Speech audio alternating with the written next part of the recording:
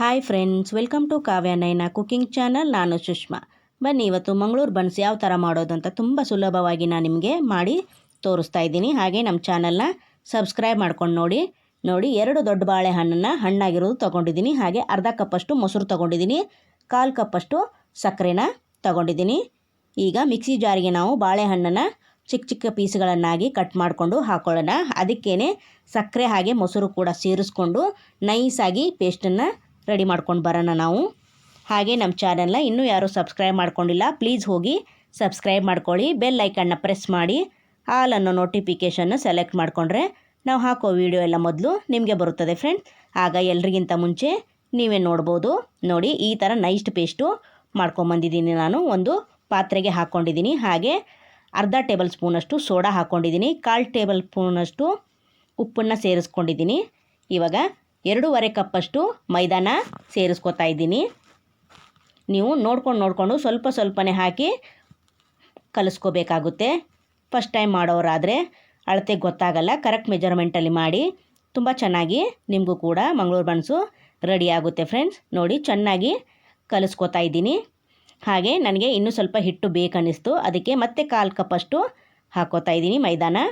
ನೀವು ಮೈದಾ ಬೇಡ ಅನ್ನೋರು ಗೋಧಿ ಹಿಟ್ಟು ಅರ್ಧ, ಮೈದಾ ಹಿಟ್ಟು ಅರ್ಧ ಎರಡೂ ಮಿಕ್ಸ್ ಮಾಡ್ಕೋಬೋದು. ನೋಡಿ, ಈ ಥರ ನೈಸಾಗಿ ಮಿಕ್ಸ್ ಮಾಡ್ತಾ ಬರಬೇಕು.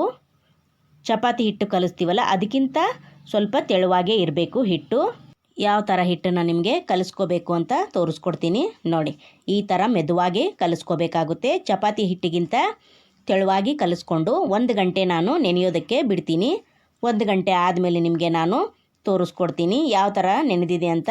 ನೀವೇ ನೋಡೋಣ ಬನ್ನಿ ಫ್ರೆಂಡ್ಸ್. ನೋಡಿ, ಓಪನ್ ಮಾಡಿ ತೋರಿಸ್ತೀನಿ. ನೋಡಿ, ಇಷ್ಟು ಸಾಫ್ಟಾಗಿ ಮೆದುವಾಗಿ ಹಿಟ್ಟು ನೆನೆದಿದೆ ಅಂತ. ನೋಡಿ, ಮೈದಾ ಹಿಟ್ಟಲ್ಲಿ ಮಾಡೋದ್ರಿಂದ ತುಂಬ ಸಾಫ್ಟಾಗಿ ನೆನೆದಿದೆ. ನೋಡಿ, ಇವಾಗ ಚಪಾತಿ ಮನೆ ಮೇಲೆ ಸ್ವಲ್ಪ ಹಿಟ್ಟನ್ನು ಉದುರಿಸ್ಕೊಂಡು ಮತ್ತೆ ಒಂದು 5 ನಿಮಿಷ ನಾನು ನಾದ್ಕೊತೀನಿ.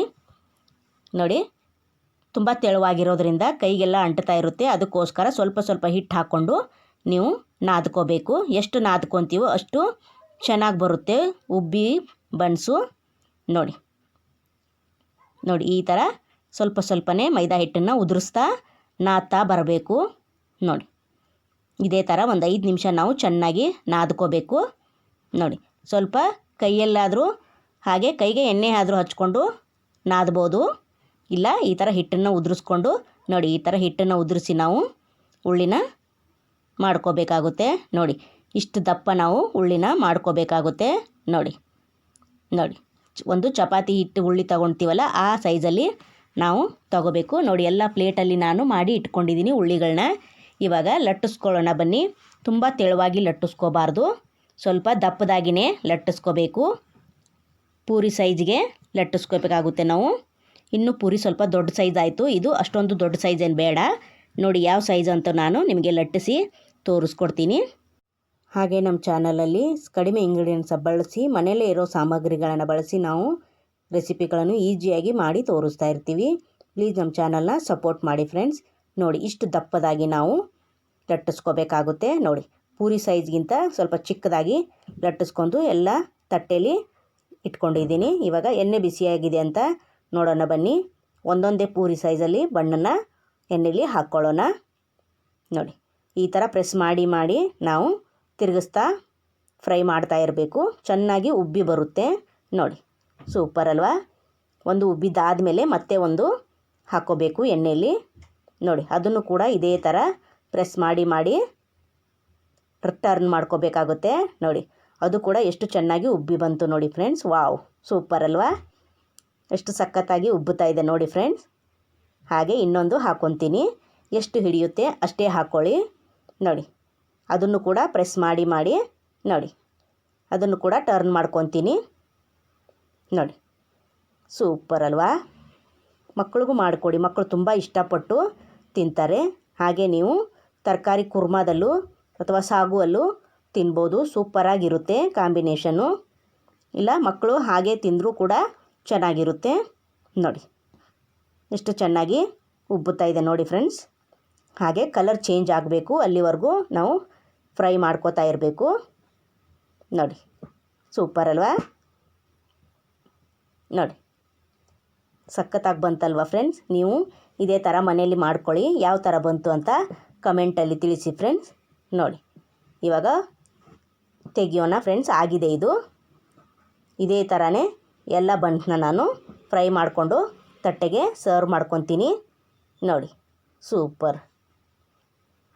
ನೋಡಿ ಇವಾಗ ಆಗಿದೆ ಇದು. ಇದನ್ನು ತೆಗಿಯೋಣ ನಾವು. ನೋಡಿ ಕಲರ್ ನೋಡಿ ಎಷ್ಟು ಚೆಂದಾಗಿ ಬಂದಿದೆ ನೋಡಿ ಫ್ರೆಂಡ್. ಸೂಪರ್. ನೋಡಿ ನಾನು ಎಲ್ಲವನ್ನು ಸರ್ವ್ ಮಾಡ್ಕೊಂಡಿದ್ದೀನಿ. ಸೂಪರ್ ಅಲ್ವಾ? ಎಷ್ಟು ಚೆಂದಾಗಿ ಬಂದಿದೆ ನೋಡಿ ಫ್ರೆಂಡ್. ಬಾಯಲ್ಲಿ ನೀರು ಬರ್ತಾ ಇದೆ ಅಲ್ವಾ? ಒಂದನ್ನು ಮುರಿದುಬಿಟ್ಟು ನಿಮಗೆ ತೋರಿಸ್ತೀನಿ ನಾನು. ನೋಡಿ ಕಲರ್ ಎಷ್ಟು ಚೆನ್ನಾಗಿ ಬಂದಿದೆ, ಹಾಗೆ ಎಷ್ಟು ಉಬ್ಬಿ ಬಂದಿದೆ ಅಂತ ನೋಡಿ ಫ್ರೆಂಡ್ಸ್. ಸೂಪರ್. ನೋಡಿ ಸೂಪರ್ ಅಲ್ವಾ? ಹಾಗೆ ಒಂದನ್ನು ಮುರಿದುಬಿಟ್ಟು ತೋರಿಸ್ತೀನಿ ಎಷ್ಟು ಸಾಫ್ಟಾಗಿ ಫ್ಲಫಿಯಾಗಿ ಬಂದಿದೆ ಅಂತ. ನೋಡಿ ನೋಡಿ ವಾವ್ ಸೂಪರ್. ನೋಡಿ ನೀವು ಮನೇಲಿ ಮಾಡ್ಕೊಳ್ಳಿ ಫ್ರೆಂಡ್ಸ್. ಹಾಗೆ ನಮ್ಮ ವಿಡಿಯೋ ನಿಮಗೆ ಇಷ್ಟವಾದರೆ ಪ್ಲೀಸ್ ಲೈಕ್ ಮಾಡಿ, ಶೇರ್ ಮಾಡಿ, ಕಮೆಂಟ್ ಮಾಡಿ, ಸಬ್ಸ್ಕ್ರೈಬ್ ಮಾಡ್ಕೊಳ್ಳಿ.